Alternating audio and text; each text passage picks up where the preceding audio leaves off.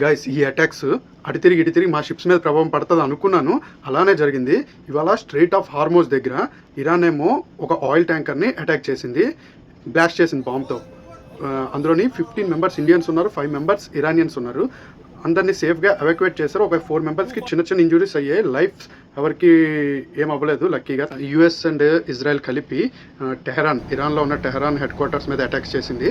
తర్వాత ఇప్పుడు ఇరాన్ ఏమో అమెరికా యుఎస్ఎస్ అబ్రహం లింకన్ అనే ఎయిర్ క్రాఫ్ట్ క్యారియర్ మీద 4 బెలాస్టిక్ మిజైల్స్ యూజ్ చేసి అటాక్ చేశాను అని క్లెయిమ్ చేసుకుంటుంది ఇరాన్ రెవల్యూషనరీ గార్డ్.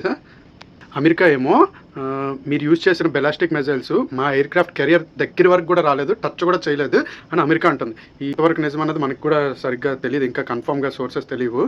సో చూసారా, సముద్రంలో ఎలాంటి ఇబ్బంది వచ్చినా అది ఆ ఒక్క దేశానికో ఎఫెక్ట్ అయ్యేది కాదు, మొత్తం ప్రపంచానికి ఎఫెక్ట్ అయ్యేది. ఇప్పుడు స్ట్రెయిట్ ఆఫ్ హార్మోజ్ క్లోజ్ అయిపోవడం, ఆ వే నుంచి వెజల్స్ రాకపోకలు ఆగిపోవడం వల్ల ఆయిల్కి సంబంధించి ప్రపంచం మొత్తం ఇబ్బంది అవుతుంది. తెలుసా మీకు ఆ విషయం?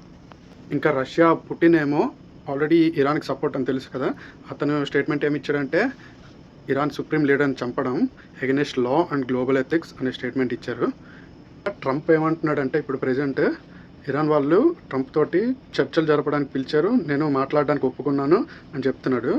ఈ ట్రంప్ గొడవలన్నీ పెట్టి మాట్లాడతానని చెప్పి నేనే వార్ ఆపానని ట్వీట్ వేస్తాడు. అలానే చేస్తాడేమో ఇప్పుడు కూడా, నా వల్లే వార్ ఆగిపోయింది, నాకు నోబెల్ ప్రైజ్ ఇవ్వండి అని అంటాడు. చూడండి, అంటాడో లేదో కామెంట్ చేయండి మీరు.